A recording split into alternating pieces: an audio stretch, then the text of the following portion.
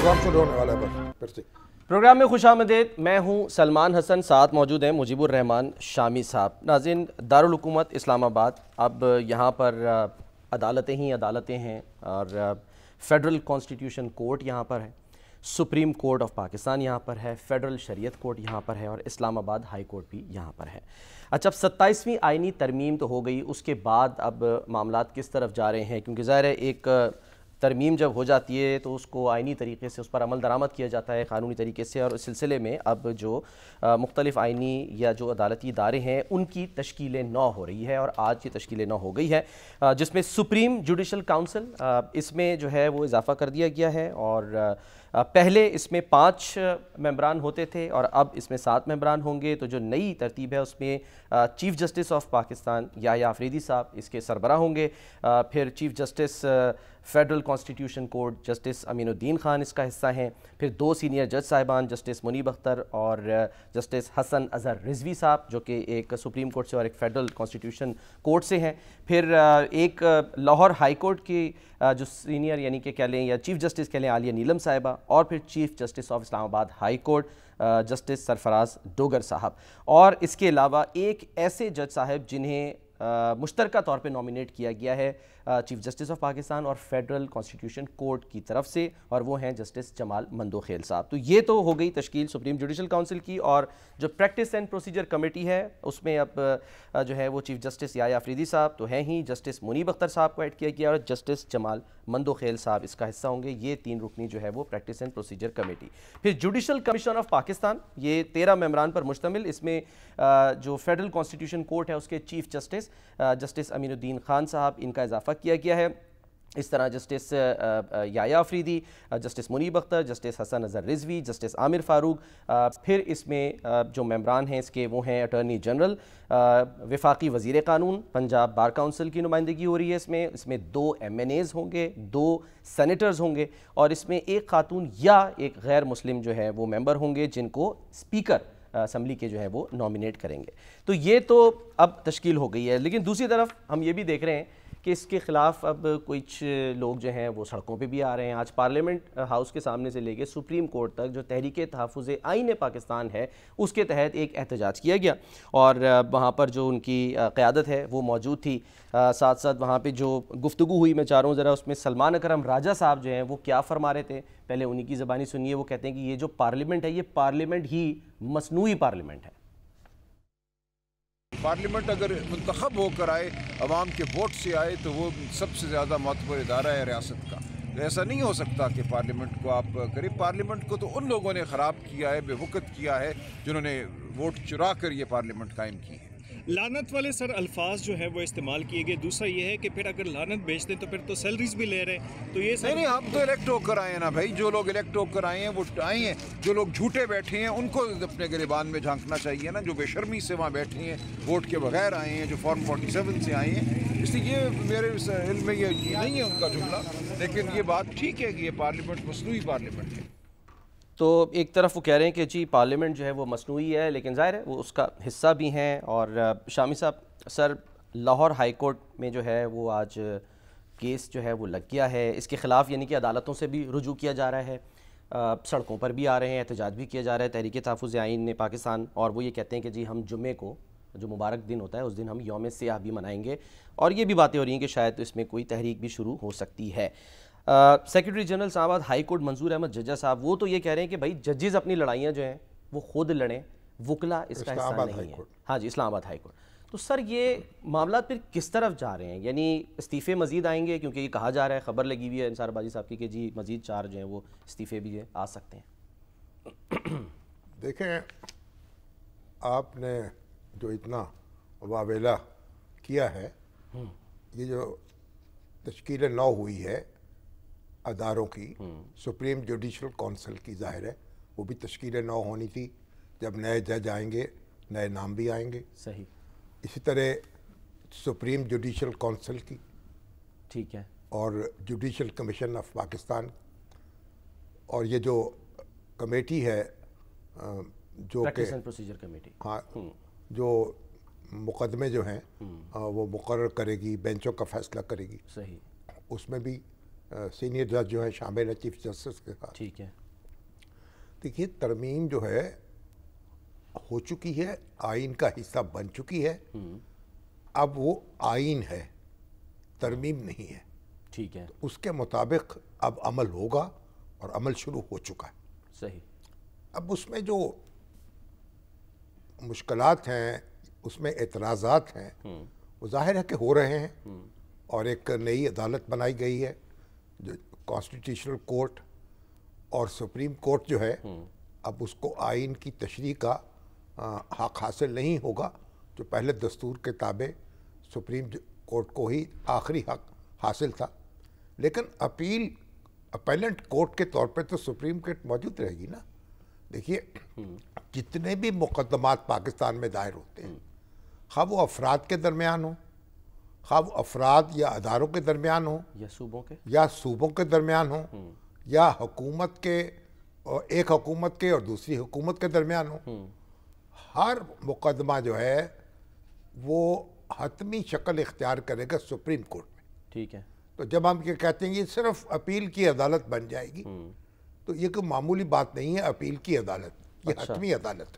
یہ جو جملہ ہے شامی صاحب, یہ صرف لوکل سطح پہ نہیں, یہ یعنی کہ بین الاقوامی سطح پہ بھی کہا جا رہا ہے. انٹرنیشنل کمیشن آف جیورسٹس ہے, ICJ, اس نے 27ویں ترمیم ظاہر ہے جو اب آئین کا حصہ بن گئی ہے, فیڈرل کانسٹیٹیوشن کورٹ کی تشکیل, ججوں کی تقرری, اور جوڈیشل کمیشن آف پاکستان کی نئی ترتیب, پھر جس کا اشارہ کل آپ نے تفصیل سے دیا اور بتایا کہ ہائی کورٹ ججوں کے تبادلے اور صدر کو دیے استثناء, اس سب پر وہ کہہ رہے ہیں کہ ترمیم کے بعد یہ جو سپریم کورٹ ہے یہ صرف اپیل کا فورم رہ جائے گا. دیکھیے اپیل دنیا کے ہر مقدمہ جو ہے پاکستان کا, ہر مقدمہ اس کا آخری فیصلہ جو ہے سپریم کورٹ نے کرنا ہے.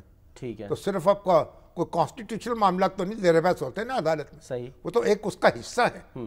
باقی تو افراد کے درمیان, اداروں کے درمیان, صوبوں کے درمیان, ہر معاملے میں فیصلہ سپریم کورٹ کو کرنا ہے.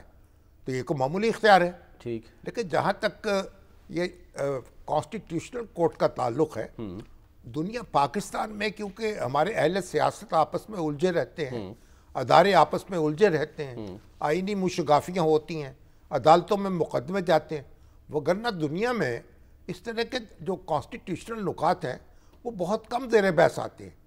معمول کے مقدمے ہی چلتے ہیں. صحیح. انڈیا میں ایک بینچ ہے, وہ کانسٹیٹیوشنل معاملات کو دیکھ لیتا ہے. کتنے مقدمے آتے ہیں سال میں؟ بہت کم. ٹھیک. ہمارے ہاں جب تک سیاستدان ایک دوسرے کے ساتھ جینا نہیں سیکھیں گے, یہ کام بند نہیں ہوگا. یہ ہمارے ہر کام جو ہے عدالت میں جاتا ہے, اور عدالت کے ذریعے ہم چاہتے ہیں سیاست کریں, اور وہ یہ ایک دور ہمارا لد گیا ہے. اب یہ دیکھیے یہ جو بات ہے نا, اب یہ انٹرنیشنل جو کمیشن آف جیورسٹس ہے وہ بھی بات کر رہا ہے, بھائی یہ جو یہ کورٹ بنی ہے یہ ججوں پہ مشتمل ہے. یہ کوئی آپ نے کوئی گلی سے پکڑ کے کو وہاں لوگ نہیں بٹھا دیے, یہ جج بیٹھے ہیں وہاں. ہاں اس پہ ان کے جج ویسے ہی مقرر ہونے چاہیے تھے جیسے کہ دوسرے سپریم کورٹ کے جج مقرر ہوتے ہیں یا ہائی کورٹ کے مقرر ہوتے ہیں. ہمیں بھی اس پہ اعتراض ہے, لیکن جو بھی تقرری ہوئی ہے کوئی نئے جج نہیں ہے, آلریڈی جج موجود ہے, ہائی کورٹ میں ہے یا سپریم کورٹ میں. لیکن اس اعتراض پر شامی صاحب حکومت ہی کہتی ہے کہ ایگزیکٹو کو تو اختیار ہے کہ وہ جج لگائے, جیسے دنیا بھر میں ہوتا ہے. نہیں دنیا میں ہوتا ہے نا, لیکن یہاں ایگزیکٹو نے اس کا بیجا استعمال کیا, اس کے بعد عدلیہ نے اس اختیار کو محدود کر دیا. اچھا. اس پہ سپریم کورٹ کے چیف جسٹس کی مشاورت جو ہے, بامعنی مشاورت, وہ لازم قرار دے دی. ٹھیک. اس کے بعد پھر سپریم کورٹ نے جب افتخار چودھری صاحب کے آنے کے بعد اس میں تجاوز کیا اور سارا اختیار اپنے پاس لے لیا. تو ہمارے ہاں یہ تو مختلف مراحل سے گزرتے رہے. یہ بات درست ہے, ایگزیکٹو نامینیٹ کرتی ہے, لیکن chief justice of supreme court اور chief justice of high court کے مشورے سے کرتی ہے. یعنی یہ نہیں ہوتی کہ بلا جو چاہے جس کو مقرر کر دے. اور یہ مگر ہماری انتظامیہ نے بھی اور ہماری عدلیہ نے بھی تجاوز کیا ہے اپنی حدود سے. اس وجہ سے پھر سپریم کورٹ کے فیصلے بھی آئے ہیں جس میں انتظامیہ کا اختیار محدود ہوا. ٹھیک ہے. اور پھر اس کے بعد اب ترمیمیں کر کے آپ نے عدلیہ کا اختیار محدود کیا. اب یہ جو جوڈیشل کمیشن کے پاس وہ اختیار چلا گیا. اب اتنا بڑا فورم تقرری کے لیے کہیں نہیں بنتا جہاں اتنا بڑا فورم بنا ہے. لیکن بہرحال ایک نیا تجربہ آپ نے کر لیا. تو اب اس لیے وہ جو انٹرنیشنل کمیشن کہہ رہا ہے وہ بھائی یہ جج ہیں، یہ کوئی آپ ایسا نہیں ہے کہ کوئی وہاں میڈیا کے لوگ چلے گئے ہیں یا کوئی ارکان اسمبلی چلے گئے ہیں، ججوں نے یہ کام کرنا ہے. صحیح. پہلے بھی جج کر رہے تھے. ہاں بات یہ ہے تو اس میں پھر انہوں نے کہا جی استثناء دے دیا گیا ہے، صدر مملکت کو دے دیا گیا ہے، اب اس کے بعد جو چیف آف آرمی سٹاف کو یعنی فیلڈ مارشل کو دے دیا گیا. تو اس سے ان کو کیا تکلیف ہو گئی ہے؟ بھئی صدر کو اگر استثناء دے دیا گیا ہے تاحیات تو مجھے اس سے اتفاق نہیں ہے، لیکن ایک فرد کو دیا گیا نا. ٹھیک. اس سے جو ایک صدر ہے، ایک دوسرے پرانے صدر ہیں، ان کو یہ اختیار مل جائے گا. سر لیکن وہ اس لیے کہتے ہیں نا کہ دنیا میں کیونکہ یہ تو نہیں ہوتا نا کہ قانون جو ہے وہ صدر کے لیے مختلف ہو، ایک عام آدمی کے لیے مختلف ہو. صدر مختلف ہوتا ہے. صدر کے خلاف کارروائی جو ہے وہ صرف امپیچمنٹ ہو سکتی ہے. ٹھیک ہے. صدر کو آپ عدالتوں میں آپ گھسیٹ نہیں سکتے. صدر پہ ابھی تو وزیر اعظم کو بھی استثناء دیا گیا ہے، یہ دستور میں موجود ہے. وزیر اعظم جو ہے جب اپنے منصب کے اختیارات استعمال کرتا ہے تو اس کو آپ اس کے خلاف قانونی کارروائی نہیں کر سکتے، اسے عدالت میں نہیں گھسیٹ سکتے. اچھا. اب اس کو جب آپ نے تاحیات استثناء دیا تھا وہ شہباز شریف صاحب نے اس سے اتفاق نہیں کیا، وہ واپس انہوں نے واپس کر دیا. اور اگر وہ قبول کر لیتے تو عمران خان صاحب کو بھی فائدہ پہنچ جاتا، شاید اسی لیے نہیں، وہ بھی جیل سے باہر آ جاتے. لیکن بات یہ ہے لیکن عدالتوں نے اس کو بھی وائلیٹ کیا ہے. آپ وزیر اعظم کے خلاف فوجداری نوعیت کی کارروائی نہیں کر سکتے جب وہ منصب اس کے پاس ہو. اچھا. لیکن وزیر اعظم کو نوٹس جاری کیا گیا توہین عدالت کا نواز شریف صاحب کو، ان کے خلاف کارروائی کی جسٹس زیاد علی شاہ نے، اور انہوں کو وکلا نے مشورہ دیا آپ استثناء نہ مانگیں. جو استثناء ان کو دیا تھا دستور نے، انہوں نے طلب نہیں کیا. انہوں نے وہاں جا کے کہا جس طرح خلفائے راشدین پیش ہوتے تھے عدالت کے سامنے، میں بھی ان کی پیروی کرتے ہوئے عدالت کے سامنے آ گیا ہوں. حالانکہ جو ان کا یہ موقف تھا وہ دستور کے مطابق نہیں تھا. دستور کے مطابق چیف جسٹس کو یا سپریم کورٹ کو یہ اختیار حاصل نہیں تھا کہ وزیر اعظم سے کے خلاف یہ کارروائی کا آغاز کرتے یا ان کو طلب کرتے فوجداری کسی کارروائی میں. صحیح. تو اس کو وائلیٹ کیا انہوں نے. تو اس لیے ہمارے ہاں اب انہوں نے کہا کہ صدر صاحب کو تاحیات جو ہے استثناء حاصل ہوگا. تو ٹھیک ہے اگر وہ یہ کر دیتے کہ صدر صاحب کو وہی پارلیمنٹ کے ذریعے کارروائی کی جا سکے گی، پارلیمنٹ کی اجازت کے بغیر نہیں کی جا سکے گی، یہ زیادہ بہتر ہوتا. پھر فیلڈ مارشل کو استثناء دے دیا تو فیلڈ مارشل کے خلاف کسی نے کیا مقدمہ قائم کرنا. جو فیلڈ مارشل ہے وہ تو ایک ہی فیلڈ مارشل ہے نا اس وقت، تو کوئی دوسرا تو ہے نہیں. کوئی دوسرا بھی ہو جائے تو اس میں ہمارا کیا لینا دینا، یا فیوچر میں ایڈمرل آف دا فلیٹ ہے یا اس سے عوام کے حقوق کا کیا فرق پڑ گیا. اور یہ جو انٹرنیشنل کمیشن ہے اس کو کیا تکلیف ہو گئی. اچھا. اس سے کیا فرق پڑتا ہے. ہاں جو ایک جہاں تک تعلق ہے عدلیہ میں یعنی ٹرانسفر جو ہے، میں سب سے جو مجھے بہت نامناسب بات لگ رہی ہے وہ ہے ججوں کا، ہائی کورٹ کے ججوں کا ٹرانسفر. اچھا. اور میں نے اس پر بھی انہوں نے تنقید کی ہے. وہ تنقید آپ کے خیال میں صحیح ہے؟ بالکل صحیح ہے. یعنی یہاں اس سے عدلیہ جو ہے وہ ایک بالکل ایک آپ سمجھیے کہ ایک موم کی ناک بن کے رہ جائے گی. آپ دیکھیں آج اعتزاز احسن صاحب سے میں بڑی تفصیلی گفتگو کی میں نے. اچھا. اور کوئی آدھا گھنٹہ میری ان سے گفتگو ہوئی. اچھا. میں نے ان سے کہا آپ نے یہ کیسے برداشت کیا؟ انہوں نے کہا نہیں میں نے اس کی حمایت نہیں کی. وہ دل برداشتہ تھے، جو دل گرفتہ تھے. بھئی وہ لوگ ہیں جنہوں نے تحریک چلائی ہے عدلیہ کی آزادی کے لیے، اس کو بحال کرا ہے افتخار چودھری صاحب. لیکن بعد میں خوش تو نہیں تھے اور اعتزاز احسن لیڈ کر رہے تھے، خوش نہیں تھے. اب رضا ربانی صاحب وہ بھی بڑے اصول پسند سمجھے جاتے. بھئی یہ آپ لوگ وہاں موجود تھے پیپلز پارٹی میں، آپ نے اس پہ کیسے انگوٹھا لگا دیا؟ تو انہوں نے کہا نہیں ہمیں اس سے اتفاق نہیں ہے. یہ جو ججوں کو پر ایک تلوار لٹکانا اس پر، تو میں سمجھتا ہوں کہ ساری سول سوسائٹی کو، سارے وکلا کو، اور جو کہا ہے نا اسلام آباد ہائی کورٹ کے سیکرٹری جنرل صاحب نے، ججا صاحب کہ ججز اپنی لڑائی خود لڑیں. ججا صاحب یہ ججوں کی لڑائی نہیں ہے.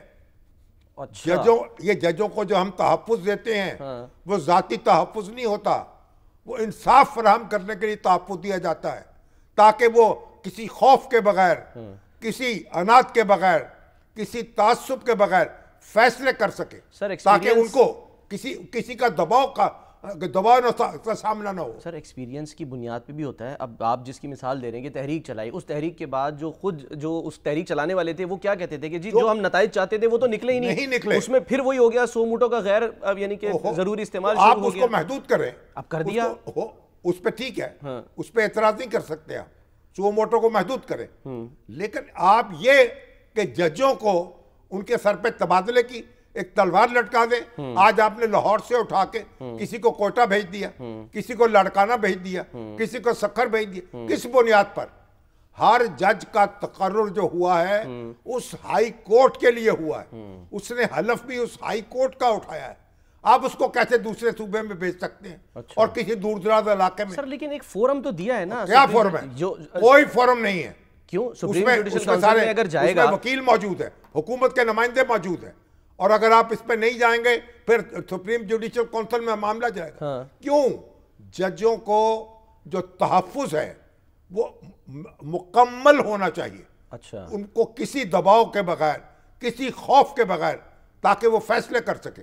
تو میں سمجھتا ہوں کہ سول سوسائٹی کو, سر میرا ایک سوال وکیلوں کو, آپ کا سوال بھی لے لیتا ہوں, یہ اس کبھی میں نے اتحاد صاحب سے بھی کہا, آپ کی ذمہ داری ہے اب کم از کم آپ یہ کریں, اس کے قواعد بنوائیں, ضوابط بنائیں, کہیں بتائیں ٹرانسفر کیوں ہوگا, کیسے ہوگا, کن حالات میں ہوگا. وگرنہ تو تماشا بن جائے گا. پوری دنیا میں آپ کی عدلیہ جو ہے وہ اس کی جگ ہنسائی ہوگی, اس کی رسوائی ہوگی. اور عدلیہ کی جگ ہنسائی ریاست کی جگ ہنسائی ہے. ریاست جو ہے اور کبھی تاریخ معاف نہیں کرے گی. اچھا, ہمارے تارڑ صاحب جو ہیں, ہمارے بھون صاحب جو ہیں, وہ غور کر لیں اس بات پہ. ان کی ذمہ داری ہے, اور شہباز شریف صاحب وزیر اعظم ہیں, ان کی ذمہ داری ہے عدلیہ سے انتظامیہ کو بچانا, عدلیہ کے جو سو موٹو اختیارات ہیں ان کو محدود کرنا.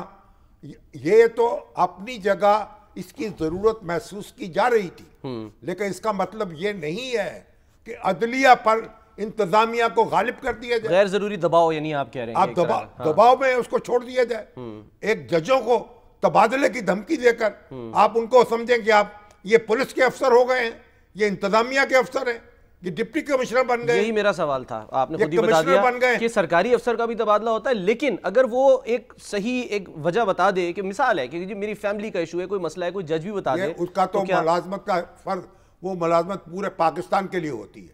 Civil service of Pakistan, police service of Pakistan, اس ترمیم کے تحت جہاں بھی آپ چاہیں کے لیے ججوں کو مقرر کر سکتے ہیں. ان کا کام انتظامی نوعیت کا ہے. یہی اب وہ انتظامیہ کے جواب دہ ہوتے ہیں. جج جو ہیں انہوں نے انصاف دینا ہوتا ہے, وہ انتظامیہ کے دباؤ سے آزاد ہونے چاہیے.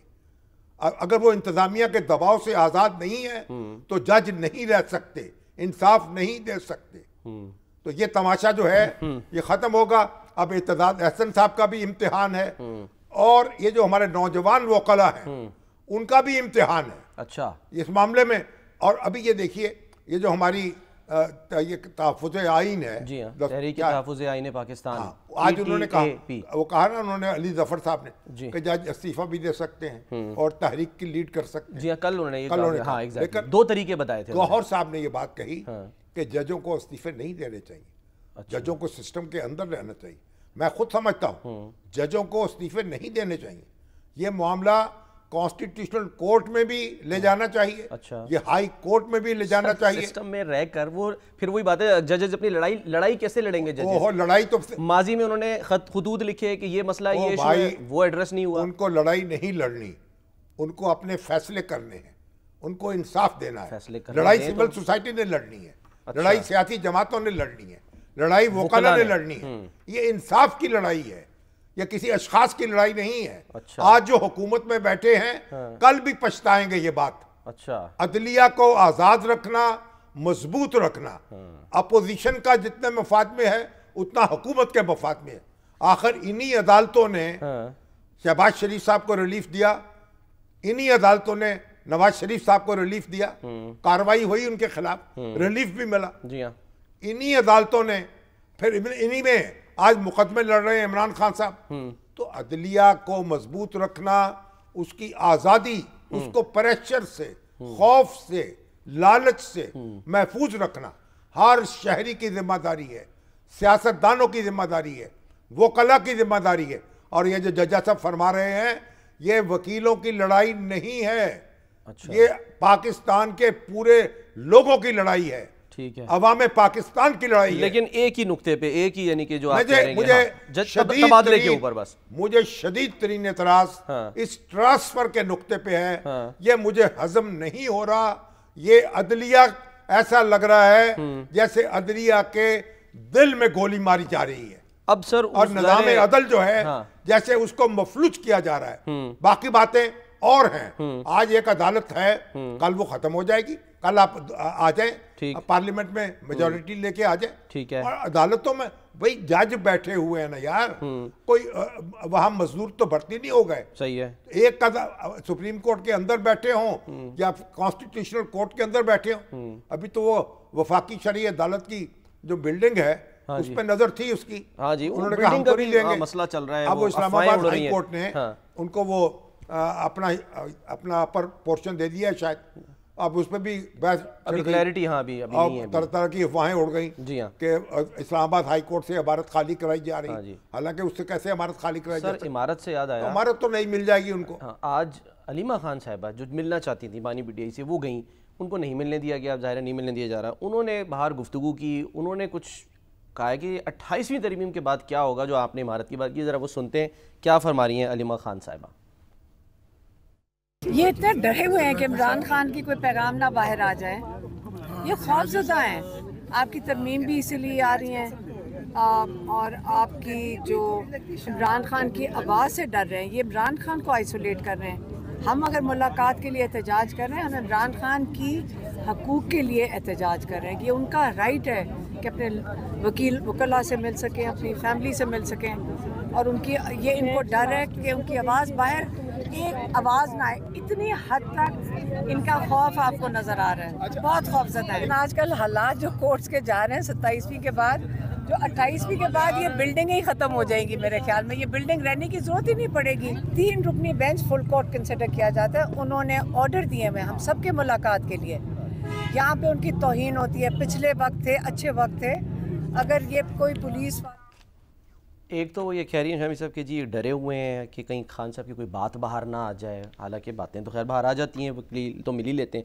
دوسرا وہ کہہ رہی ہیں کہ جی اب ان لوگوں میں توہین عدالت کا خوف ختم ہو گیا ہے، چاہے وہ انتظامیہ ہو، چاہے وہ جو وہاں پر ظاہر جیل حکام ہے. اور تیسری بات انہوں نے یہ کی کہ جی یہ تو ابھی 27ویں ہے، 28ویں کے تو بعد یہ جو پیچھے عمارت ہے یعنی سپریم کورٹ کی عمارت، اس کا پرپز ہی ختم ہو جائے گا. توہین عدالت کا جو حق ہے، عدالت کا اختیار ہے، وہ ختم ہو گیا نہیں ہے موجود. کسی 26ویں ترمیم نے، 27ویں ترمیم نے اسے ختم کیا نہیں، اس میں کوئی ترمیم کی ہے. تو عدلیہ جو ہے اس کو اپنے فیصلے نافذ کرنے چاہیے. اچھا. اور اگر حکم عدولی ہو رہی ہے تو ان کو سخت سزائیں دینی چاہیے. اگر عدلیہ کے فیصلوں پہ عمل نہیں ہوتا تو پھر آپ نے یہ جامعہ اشرفیہ بنا دی، جامعہ مدنیہ بنا دی. یہاں آپ بیٹھیں گے، ہمارے جیسے شیخ الحدیث بن گئے، بیٹھ گئے، فتوے جاری کریں گے، عمل کرنے والا کوئی نہیں ہوگا. اچھا یہ عدالتوں کو اپنے اس اختیار کی حفاظت کرنی چاہیے. اور حکومت کو بھی آج حسینہ واجد کہاں ہے؟ انڈیا میں چھپی ہوئی ہے، اپنے وطن میں آنے کی جرت نہیں کر پا رہی. جو اس نے انٹرنیشنل کرائمز ٹریبونل بنائے تھے اپنے مخالفوں کے لیے، ان کو پھانسیاں دلوائی تھی، ان کو عمر قید کی سزائیں دلوائی تھی، جماعت اسلامی کے شہداء کی لائن لگائی تھی. آج وہی اس کا بنایا ہوا ٹریبونل، اس کے بنائے ہوئے قانون، انہوں نے پھانسی کی سزا دی ہے. آپ اپنے دام میں سیاد آ گیا. سر ایک مجھے آپ بریک اپنی لینی جال ہے. میں آج جو بیٹھے، آپ دیکھیں پاکستان کی تاریخ کیا بتاتی ہے.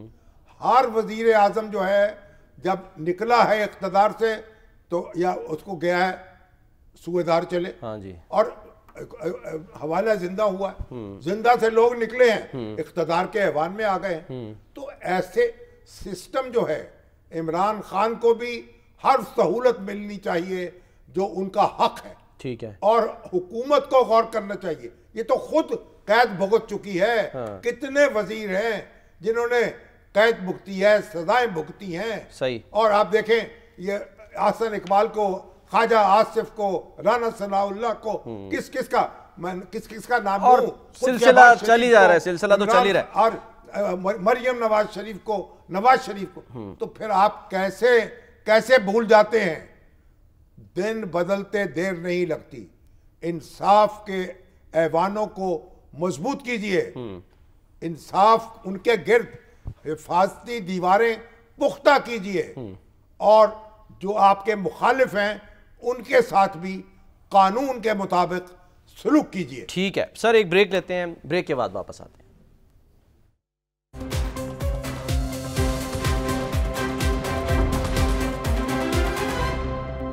Welcome back.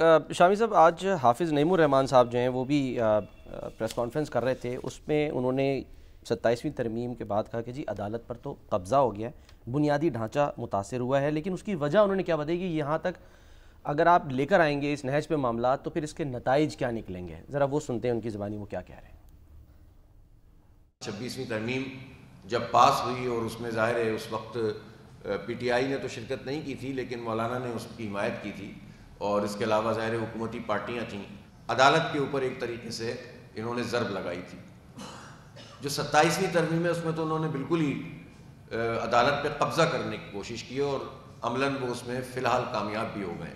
وہ الگ بات ہے کہ ایک وقت آئے گا انشاءاللہ کہ یہ ساری ترمیمیں ختم ہوں گی, اور اس طرح کی ترمیمیں جو آئین کی بنیادی روح کے منافی ہیں, اس کے بنیادی اسٹرکچر کے جو اسٹرکچرل پارٹ ہے آئین کا جس کو تبدیل نہیں کیا جا سکتا, اس کی روح کے خلاف ہیں, وہ کیسے قبول کی جا سکتی ہیں. جب آپ جمہوری آزادیوں پر قدغن لگائیں گے, جب فارم 47 کی بنیاد پر بندوبست کریں گے حکومتوں کا, تو پھر لوگوں کا اعتماد اس پورے نظام پہ سے اٹھ جائے گا, اور پھر جو افراتفری و انارکی ہوگی اس کا کون ذمہ دار ہوگا. یہ بہتر یہ ہے کہ ان آوازوں کو وہ سمجھ لیں اور حالات کو بہتر بنا لیں.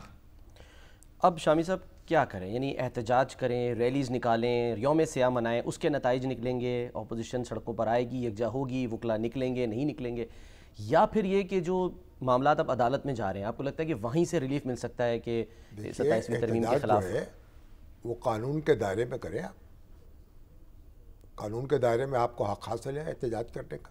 ٹھیک, جیسے آج ہوا, وہ جو آج ایک ریلی نکلی, چھوٹی سی ریلی تھی لیکن ریلی نکال سکتے ہیں, عدالتوں میں ایجیٹیٹ کر سکتے ہیں, لوگوں کو اپنے ساتھ ملا سکتے ہیں, مظاہرے کر سکتے ہیں. دیکھیں کوئی بھی احتجاج جو ہے وہ قانون سے ماورا نہیں ہونا چاہیے. ٹھیک ہے. اور حافظ نعیم الرحمان صاحب جو ہیں جو وہ تو بڑے جذبات کا اظہار کرتے رہتے ہیں اکثر معاملات پہ. اب ظاہر ہے کہ اب جب اگلا الیکشن آئے گا پھر اس میں دیکھیے کتنی کامیابی ان کو حاصل ہوتی ہے. اکٹھے نہیں ہوتے نا سر, وہ اپنا سولو فلائٹ لے کے چلتے ہیں نا, جو بھی ہے. اب ان کو حق ہے کہ اپنا الیکشن لڑیں, پر اصل بات تو یہ کہ پارلیمنٹ کے ذریعے ہی آپ کو یہ سارے کام کرنے پڑیں گے نا. اب تو جماعت اسلامی کا اجتماع بھی ہو رہا ہے, یعنی جمعہ ہفتہ اتوار 3 دن لاہور میں مینار پاکستان کے سائے میں ایک ان کا بڑا سالانہ اجتماع ہو رہا ہے, جس میں ہزاروں افراد ان کے شریک ہوں گے, مظاہرہ کریں گے اپنی طاقت کا, تنظیمی طاقت کا. اور ان کے جناب جو سیکرٹری اطلاعات ہیں شکیل ترابی صاحب, انہوں نے تو لکھا ہے کہ بھائی 23 مارچ 1940 کو اجتماع ہوا تھا, ایک ہمارا ہوگا. تو اللہ کرے کہ آپ کا کارواں بھی ایسا چل پڑے. اجتماع کا کوئی نتیجہ پھر کیا نکلے گا؟ نتیجہ نکلے گا, لوگ اگر ان کے ساتھ مل جائیں, انتخابات میں کامیابی حاصل کریں, تو پھر قائد اعظم کے ساتھ لوگ ملے تھے انتخابات میں, اگر نہ جیتتے 1946 میں تو پھر کچھ بھی حاصل نہ کر پاتے. ٹھیک ہے. بہرحال سر میرا پوائنٹ جو ہے نا, جذبات جو ہیں قابل قدر ہیں, لیکن ان کو چاہیے کوئی ایسا مؤثر احتجاج کریں تاکہ, اور ایک سویپنگ سٹیٹمنٹ جو ہے نا اس کی بجائے نقطہ بہ نقطہ چلے. اچھا, میں سب سے پہلا نقطہ تو میرے نزدیک یہ ہے یہ ٹرانسفر کا معاملہ جو ہے, ٹھیک ہے, اس کو تو ٹکانے لگانا چاہیے, اور یہ ٹرانسفر کا اختیار جو ہے وہ انتظامیہ کے پاس دینا جو ہے, چلے یہ تو بس ہو سکتا ہے پریشر اتنا ڈیولپ ہو جائے کہ 28ویں میں اس کو چینج کر دیا جائے. سر جو ابھی یہ نقطہ اٹھایا آپ نے کہا یہ کہ قدغنوں سے نظام پر سے بھروسہ اٹھتا ہے, انارکی ہوتی ہے. اب میں اس کو ریلیٹ کر رہا ہوں جو بریک سے پہلے آپ بات کر رہے تھے. آج جو ڈان اخبار کا ایڈیٹوریل ہے اس میں بھی لکھا ہے کہ جی یعنی جو یہ معاملات اس نہج کو پہنچے ہیں اس کی وجہ یہی ہے کہ ایک کہ آپ نے اپنے مخالفین کے خلاف ظاہر ظلم کیا، جبر کیا، اس کا دوسرا یہ کہ جو سیاسی جماعتیں ہیں ان کو پورا الاؤ کرنا چاہیے کہ جی آپ انتخاب میں حصہ لیں. پھر اس میں یہ بھی تنقید ہے کہ کیونکہ اپوزیشن نے بنگلہ دیش کی سر ہاں تو بنگلہ دیش کی بات ہو رہی ہے نا. پاکستان میں آپ پتہ نہیں کیا اداریہ جس دن پڑھ لیتے ہیں ڈاؤن کا آپ کے سر پہ سوار ہو جاتا ہے. سر نہیں سوار نہیں ہو رہا, آپ اداریہ پڑھنے میں اس کو ریلیٹ کر رہا ہوں جو حافظ نعیم صاحب کل بھی ایگزامپل دے رہے تھے نا حافظ نعیم صاحب کہ جی یہ تو پوری دنیا کے لیے ایگزامپل ہے جو وہاں پر ہوا, یعنی کہ آپ قدغنے لگاتے ہیں تو نتائج یہ نکلتے ہیں. پاکستان جو ہے پاکستان بنگلہ دیش نہیں ہے. پاکستان تمام تر قباحتوں کے باوجود صحیح پاکستان کے حالات جو ہیں بہت بہتر ہیں. ہماری جمہوریت ناقص ہے, ہمیں سب سے بڑی شکایات ہیں, اس کے باوجود وہ بہت سے ملکوں سے بہت بہتر ہے. تو اس لیے بنگلہ دیش میں تو انہوں نے پھانسیاں لٹکائیں, لوگوں کو غائب کیا, اپوزیشن کا جینا حرام کر دیا اور راستے بند کر دیے. اور کبھی ایک یہ تو پھر وہ اپوزیشن نے بائیکاٹ کیا گھبرا کے, پھر ان کو مزید شے مل گئی. تو بات یہ ہے کہ یہ اس کو تو وہ بھگت رہی ہیں.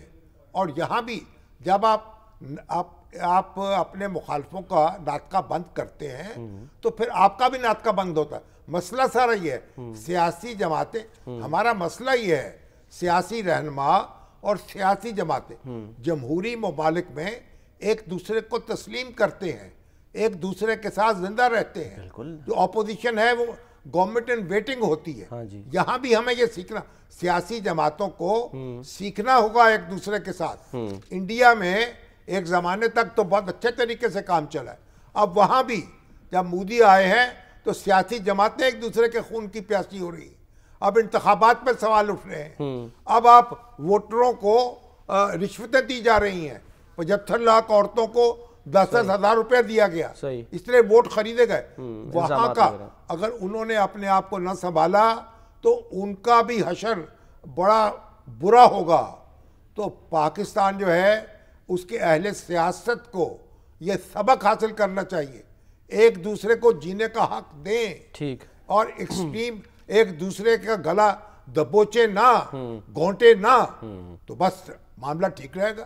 چلیں اللہ کرے کہ سر ایسا ہو, آئیڈیل سچویشن ہو. ہم کہتے ہیں ہماری آزادی نہیں ہے, جتنی آزادی ہمیں ہے دنیا کی ہر بات ہم کرتے ہیں, ہر تنقید کرتے ہیں, ہر نقصان ہر جو نشاندہی کرتے ہیں, غلط بات کی گرفت کرتے ہیں. اور ہمارا سوشل میڈیا جو ہے وہ تو ماشاءاللہ جیسا بالکل مادر پدر آزاد ہے. پھر اس کے بعد یہی شکایتیں کر رہے ہوتے ہیں ہمیں بات کہنے کا حق نہیں ہے, بات کہنے کا موقع نہیں ہے. کر جو لیتے ہیں ان کو پھر ہراس کیا جاتا ہے. ہمیں ہراس کیا جا رہا ہے. شاہ زیب کو کیا نا, شاہ زیب خانزادہ کو. کس نے کیا؟ حکومت نے کیا. نہیں حکومت نے نہیں کیا, لیکن میں کہہ رہا ہوں باہر گئے نا بیرون ملک, وہاں کو مل گیا ایک پی ٹی آئی کا ورکر مبینہ طور پر, اور ان کو جو انہوں نے کیا نہیں تھا انہوں نے وہ be be Bushra be be پر وہ بات کی ہی نہیں. وہ تو وٹو صاحب کو لتے لیتے رہے, ان کا انٹرویو کر کے ان کی گوشمالی کرتے رہے. اب ان کے پیچھے وہ فکر چست کر رہا ہے. تو یہ کوئی وہاں حکومت نے کر دیا, یہ پاکستانی حکومت نے کیا. نہیں وہ تو خیر کہہ رہی ہے پاکستانی حکومت کہ ہم اس کے خلاف کارروائی کریں گے. سیاسی جماعتوں کے کارندوں نے کیا ہے. یہی تو میں رو رہا ہوں اس بات کو. تو اب شاہ زیب جیسے جو ہمارے اینکر ہیں, ہمارا اثاثہ ہے, ہمیں قابل فخر ہے ہمارے, اور ان کو آپ اس طریقے سے نشانہ بنا لیں, اس سے کیا فرق پڑتا ہے؟ اس سے عزت کم نہیں ہوتی کسی کی. عزت ان کی کم ہوئی ہے جو آوازیں کستے ہیں, جو ان کی پشتی بانی کرتے ہیں, جو ان کے سرپرست ہیں, جو ان کے پیچھے کھڑے ہوتے ہیں. دنیا کے بھی سر اثاثوں میں اضافہ ہو گیا نا. نجم سیٹھی صاحب, نجم سیٹھی تشریف لا رہے ہیں دنیا میں, موسٹ ویلکم. چلا نجم سیٹھی جو ہے ہمارے سر کا تاج ہے, اور ان سے آپ اختلاف کریں یا اتفاق کریں, ان کی اپنی کنٹریبیوشن ہے, اپنی ایک سٹرگل ہے, لائف لانگ سٹرگل ہے, بڑے قابل احترام ہے. صحیح. تو اچھا سر یہ دیکھیں نا, اب یہ آپ دیکھیں کیا دیکھیں, بتائیں آپ کیا کہہ رہے ہیں. نہیں میں تو آگے بڑھنا چاہ رہا ہوں. وہ اقوام متحدہ میں جو ڈونلڈ ٹرمپ کا جو امن پلان ہے اس پر غزہ امن پلان, ہاں اس پہ قرارداد جو ہے سر وہ منظور ہے, پاکستان نے اس کے ساتھ دیا ہے. پاکستان سمیت اس کو 13 ووٹ اس کے حق میں ملے. کسی نے مخالفت میں ووٹ نہیں دیا. چائنا, روس اور چین نے ویٹو نہیں کیا, انہوں نے ووٹ کا حق استعمال نہیں کیا. اس کا مطلب اس کو سپورٹ کیا. اچھا اگر وہ ویٹو کر دیتے نہ میں ووٹ دیتے قرارداد مسترد ہو جاتی. انہوں نے موقع دیا کہ یہ قرارداد جو ہے اس پہ عمل ہو, ٹھیک ہے, کہ تاکہ پاکستان جو ہے اور مسلمان ملک جتنے ہیں وہ اس کو سپورٹ کر رہے ہیں, اور جو فلسطینی اتھارٹی ہے اس نے بھی اس کو سپورٹ کیا. حماس نے کیوں نہیں کیا؟ حماس نے اس سے اختلاف کیا بھائی. ایک تو اس جنگ بندی ہوئی ہے, جنگ بندی کے بعد وہاں انٹرنیشنل فورس آ رہی ہے, اسرائیل کی فوج وہاں سے نکالی جائے گی اور تعمیر نو ہوگی, لوگوں کو سکھ ملے گا. اور کہہ رہے ہیں حماس جو ہے اس کو غیر مسلح کیا جائے گا. تو وہاں سے اگر غیر مسلح ہو جائے تو سیاسی جماعت کے طور پر اپنا معاملات اپنا حصہ لے, اپنی سیاست کرے. اور جب اس نے جو ٹرمپ کا پلان تھا اس کو تو حماس نے بھی قبول کیا تھا. ہاں جی. اور پھر اگر جنگ بندی نہ ہوتی تو آج کتنے لوگ مارے جا چکے ہوتے بھائی. 1 لاکھ کے لوگ مارے گئے ہیں تو 19 لاکھ بچ بھی گئے ہیں نا غزہ میں. جی ہاں. تو جو آپ بچے ہوئے ہیں ان کو بھی آپ نے مارنا ہے. تو آپ یہ طریقہ ہے, آپ آگے چل رہے ہیں. پاکستان کے مندوب نے کہا کہ ہم چاہتے ہیں کہ یہاں فلسطینی ریاست بنے اور اسرائیل جو ہے 1967 کی سرحدوں پر وہ کہہ رہے ہیں کہ بنے. ہماری کوشش ہے, مسلمان ملکوں کی کوشش ہے ایک دباؤ بڑھا کے اپنا امریکہ پر اور یہ مقصد حاصل کرے. حماس جو ہے وہ اپنی جنگ ہو رہی تھی اس میں وہ اس کو کامیابی نہیں مل سکی. حماس جنگ بندی کی اپیلیں حماس کر رہی تھی اور بڑی مشکل سے یہ جنگ بندی ہم نے حاصل کی ہے. اب کوئی راستہ نہیں ہے اس امن کے راستے پر بڑھنے کے سوا, اور مسلمان ملکوں کو مل کے اپنا دباؤ بڑھانا چاہیے. پاکستان بھی لگا ہوا ہے اور حماس جو ہے وہ تنہا رہ جائے گی. اب آپ دیکھیے مسلح جد و جہد کا زمانہ لد گیا, اس سے آپ کوئی مقصد حاصل نہیں کر سکیں گے. آپ کو سیٹ بیک ہو چکا ہے, ہزاروں لوگ مارے جا چکے ہیں, بے گھر ہو چکے ہیں, غزہ کھنڈر بن چکا ہے. اور ان کی سر بیکنگ بھی جو ہے وہ ختم ہو گئی ہے نا, مسلح جو اب آپ کو کرتے تھے لوگ. آپ کو اب پرامن راستے پہ آگے بڑھنا ہے, سیاست کرنی ہے, اپنے پرامن طریقے سے اپنا وجود جو ہے اس کا احساس دلانا ہے اور تعمیر نو کرنی ہے. تو اس لیے اب یہ احتجاج کرنا کہ ہم اپنا راستہ نہیں چھوڑیں گے تو پھر اس کا مطلب دوبارہ لڑائی شروع ہو جائے, دوبارہ قتل و غارت ہو, دوبارہ خون ریزی ہو, اور اسرائیل کو جو یعنی لگام ڈالنے اور نکیل ڈالنے کی جو کوشش ہو رہی ہے اتنے بڑے پیمانے پر وہ ضائع ہو جائے. ایسا نہیں ہے, جذبات سے نہ سوچیں, تدبر سے, ہوش سے. اور یہی حماس کے لیڈروں نے عرب ملکوں کے ساتھ مل کے, قطر کے ساتھ مل کے, سعودی عرب کے ساتھ مل کے, ترکیہ کے ساتھ مل کے اس پلان کو قبول کیا ہے. بالکل جو ٹرمپ کا پلان ہے سر, اب اس میں خامیاں ہو سکتی ہیں, ٹھیک ہے, اب ہارم ہو سکتے ہیں, اس کو آپ نے آگے پریشرائز کرنا ہے. ابھی تو آپ دیکھیں محمد بن سلمان پہنچ رہے ہیں وہاں 7 سال کے بعد سر, وہ کہہ رہے ہیں جمال خشوگی کے قتل کے بعد پہلا وائٹ ہاؤس کو سجایا جا رہا ہے ان کے اعزاز میں. ان کو جناب 35 F-35 بیچنے کی تیاریاں ہیں, $600 ارب جو ہے وہ وہاں انویسٹمنٹ کرنا چاہتے ہیں. تو یہ سارا کچھ جو ہو رہا ہے یہ اگر فلسطینی عوام کو سکون نہیں ملے گا, اگر وہاں امن نہیں آئے گا, اگر فلسطینی ریاست نہیں بنے گی, یہ کچھ نہیں ہو سکے گا, سارا معاملہ چوپٹ ہو جائے گا. اچھا, جو چین اور روس بھی ظاہر ساتھ دے رہے ہیں, چین اور روس جو ہیں انہوں نے قرارداد کی سپورٹ نہیں کی لیکن اس کی مخالفت بھی نہیں کی.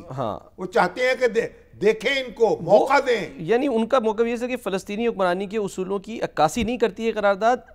انٹرنیشنل اسٹیبلائزیشن فورس, اس پر ان کو اعتراض ہے, اور بورڈ آف پیس کی وہ کہہ رہے ہیں جی تفصیلات ہی نہیں ابھی فراہم کی گئی. وہ بھی آ جائیں گی, ٹھیک ہے, ابہام ہے اس میں, نقائص ہے اس میں, ٹھیک ہے, لیکن اور کوئی راستہ نہیں تھا. انہوں نے اس کو راستہ دیا ہے, پہ آگے چلے, آگے بڑھے.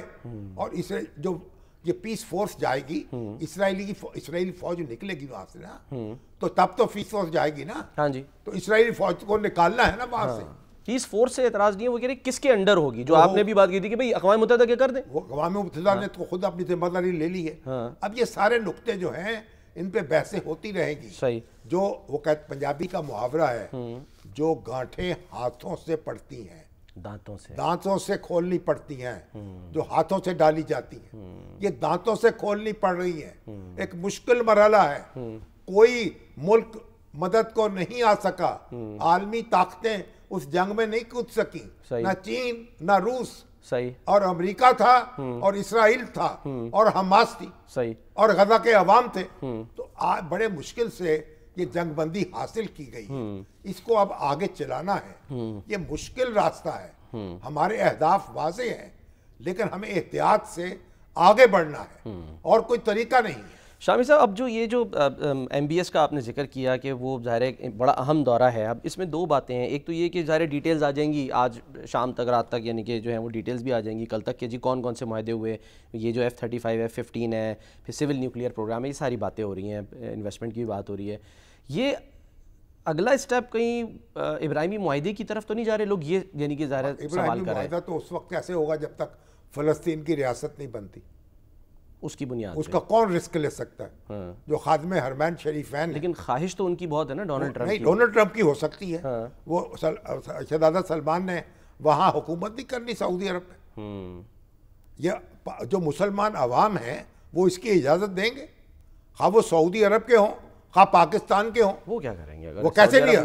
آپ دیکھیے کیا ہوتا ہے وہاں. کیسے سر وہاں کوئی آپ کو کیا پتا کیا؟ اگر ایم بی ایس کہہ دیں کہ ہم کر رہے ہیں تو عوام کہیں گے عوام کہیں گے آنکھیں بند کر کے. وہاں کون احتجاج کرتا ہے سر؟ ہاں، آپ کو اندازہ نہیں ہے. اچھا، جو مسلمانوں کا سینٹیمنٹ ہے. نہیں وہ اپنی جگہ میں یہ کہہ رہا ہوں. وہ خود اس سے ان کو احساس ہے اس بات کا. اچھا، مسلمان سینٹیمنٹ کو وائلیٹ کر کے کوئی حکمران سروائیو نہیں کر سکتا. اور جب تک اگر آپ فلسطینیوں کو ان کے حقوق نہیں دیتے اور فلسطینیوں کو ان کی ریاست نہیں دیتے تو پھر ابراہم معاہدہ کیا کرے گا؟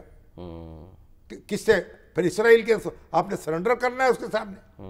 تو اسرائیل کو اپنی حدود میں رہنا ہوگا اور فلسطینی عوام کے حقوق تسلیم کرنے ہوں گے، تبھی بات آگے بڑھے گی. سر یہ جو F-35 کی بات ہو رہی ہے اس میں کچھ جو بین الاقوامی جریدے ہیں وہ تو انالیسز یہ کر رہے ہیں کہ اس سے جو یعنی کہ جو بیلنس ہے وہ متاثر ہوگا، کیونکہ ابھی تک مشرق وسطیٰ میں تو یہ F-35 صرف اسرائیل کے پاس ہے. تو پھر کیا بیلنس متاثر کیسے ہوگا؟ بیلنس بہتر ہو جائے گا، برابر ہو جائے گا. یہ تو سعودی عرب جو ہے، سعودی عرب اسرائیل کو قبول ہوگا برابر کی طاقت ہو. سعودی عرب اسرائیل کو تو نیست و نابود تو نہیں کرنا چاہتا. تو سعودی عرب جو ہے اور جو اسرائیل اس پہ حاویہ نہ ہونا چاہتا.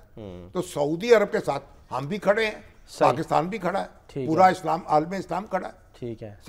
اسرائیل جو ہے اپنی حدود و قیود میں رہے گا تو رہ سکے گا، وگرنہ یہ کیسے ہو سکتا ہے؟ جو عدم توازن اس وقت ہے وہ توازن ختم ہو جائے گا. صحیح. سعودی عرب کی طاقت جو ہے اس میں اضافہ ہونا چاہیے، دفاعی طاقت. صحیح ہے. اس میں کیا حرج ہے؟ ٹھیک ہے. چلیں سر، وہ طاقت میں جو ہے وہ اضافے کے لیے پیروں کے پاس بھی جا سکتے ہیں. وہ جو ابھی ایک آرٹیکل آیا تو ایک تصویر بھی گردش کر رہی ہے، وہ دکھانا بھی چاہ رہے ہیں کہ بے نظیر بھٹو صاحبہ، وہ ایک پیر صاحب ہے نا سندھ کے، سید غلام حسین شاہ بخاری، جی پیر اف کمبر شریف، ان سے ملنے گئی ہیں تو ان کے پاس بیٹھی ہوئی ہیں فرش پہ. یہ تصویر ہم دکھا رہے ہیں. تو پیروں سے اور ملاقاتیں جو ہیں تو ہمارے حکمرانوں کی جاری رہی ہیں. اور پیر اف دیول شریف بھی ہوتے تھے جو ایوب خان کے پیر تھے. اچھا. اور وہ بھی ان کے لیے چلے کاٹتے تھے، مراقبے کرتے تھے. اچھا. اور یہ ہمارے خان صاحب جو ہیں ان کے تو گھر میں پیر موجود تھا، اہلیہ ہی ان کی پیر. اب اس کی کہانی جو ہے دور دور پھیل گئی ہے. اکانومسٹ میں ان کے جو ملازمین ہیں ان کے انٹرویو چھپے ہیں. کالے بکرے آتے تھے، ان کے صدقے اتارے جاتے تھے، یہ نظر اتاری جاتی تھی. ٹھیک ہے. اب یہ مگر وہ کہتے ہیں کہ اپنی بیگم کے معاملہ کے پوچھتے تھے، ان سے تصویریں دکھاتے تھے اور ان کی رائے لیتے تھے، پھر لوگوں کا تقرر کرتے تھے. اب جتنے منہ اتنی کہانیاں ہیں، یہ ساری باتیں ہم سنتے رہے. غیر قانونی تو نہیں ہے نا شامی صاحب؟ وہی بات ہے، اگر اہلیہ ہی پیر ہے تو پھر ان سے اگر ڈسکس کر لیا تو کیا ہوگا؟ پتہ نہیں. اب جو ہمارے حکمران جو ہیں کس سے ڈسکس کرتے ہیں، ڈسکس تو کرتے ہیں نا. تو یہ فیصلے اپنے جو کرتے ہیں، ہمارا یہی تو المیہ ہے ہمارا. اچھا. ہماری وہ جو رپورٹ ہے نا اس میں جو تصویر ہماری جو گورننس ہے، جو ہماری حکومت کاری ہے، اس کی تصویر بھی تو آئی نا. ہماری ایجنسیاں جو ہیں، کاجی جناب وہ جو جنرل فیض حمید تھے وہ ان کو فیڈ کرتے تھے اپنے ان کے ایک پیر کے ذریعے، پھر وہ پیش گوئی کرتی تھی تو عمران خان صاحب کا اعتقاد ان پہ بڑھ جاتا تھا. تو آپ یہ بھی تو اندازہ لگائے نا، اگر یہ درست ہے تو اس پہ کس پہ انا للہ پڑھیں گے ہم؟ چلیں فی الحال تو سر یہ اسلامی جمہوریہ پاکستان ان شعبوں کے لیے ہم نے بنائی تھی کہ اس میں ہماری ایجنسیاں ایسے کریں گی. ٹھیک ہے. اور پھر ہمارے یہاں اس طرح سے کاروبار مملکت چلے گا. چلیں وہ بھی سر فیصلہ کچھ شاید دنوں میں آ جائے. اب سوشل میڈیا پہ تو یہ اس وقت جو ہے نا وہ اڑی ہوئی ہے. دیکھتے ہیں, بریک لیتے ہیں, بریک کے بعد واپس آتے ہیں.